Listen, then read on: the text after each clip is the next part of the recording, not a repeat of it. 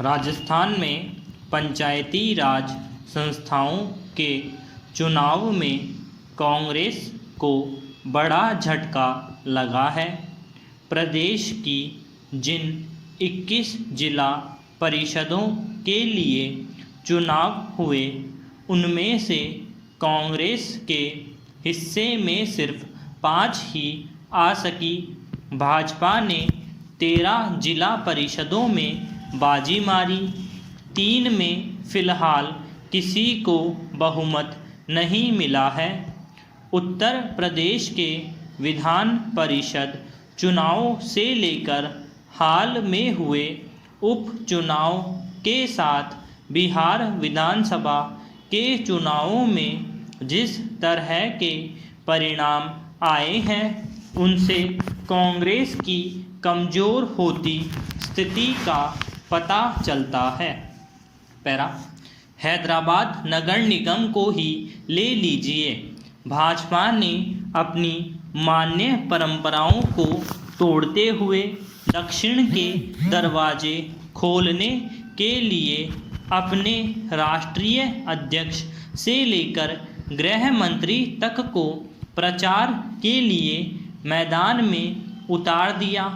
इसका भाजपा को बहुत फ़ायदा हुआ, लेकिन कांग्रेस कहाँ है?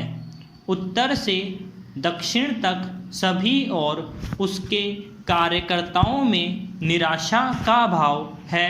आखिर क्यों? सिर्फ इसलिए कि पार्टी अपनी दशा और दिशा तय नहीं कर पा रही है, या फिर इसलिए कि कांग्रेस में खुद को गांधी परिवार के भीतर ही समेटकर रखने की कोशिश हो रही है। जब कांग्रेस के 23 बड़े नेताओं ने पार्टी के लिए नया अध्यक्ष तलाशने की बात कही तो बात सुनने की बजाय उन्हीं के खिलाफ पार्टी के भीतर दूसरे धड़े ने मोर्चा खोल दिया। कांग्रेस लगातार कमज़ोर हो रही है। भाजपा को चुनौती देने के लिए राज्यों में क्षेत्रीय पार्टियां तो खड़ी हो रही हैं, लेकिन कांग्रेस अपने जनाधार को छोड़कर पीछे खिसकती जा रही है। पैरा ऐसा नहीं है कि कांग्रेस ने चुनाव में मिलने वाली हार पर मंथन नहीं किया होगा, लेकिन सवाल यह है कि इसकी जिम्मेदारी कौन ले? लोकसभा चुनाव में हार के लिए राहुल गांधी ने जिम्मेदारी ले ली, लेकिन क्या राहुल अकेले हार के लिए जिम्मेदार थे, या फिर कांग्रेस का पूरा सिस्टम जो चुनाव में सिर्फ गांधी परिवार से ही किसी करिश्मे की उम्मीद करता है?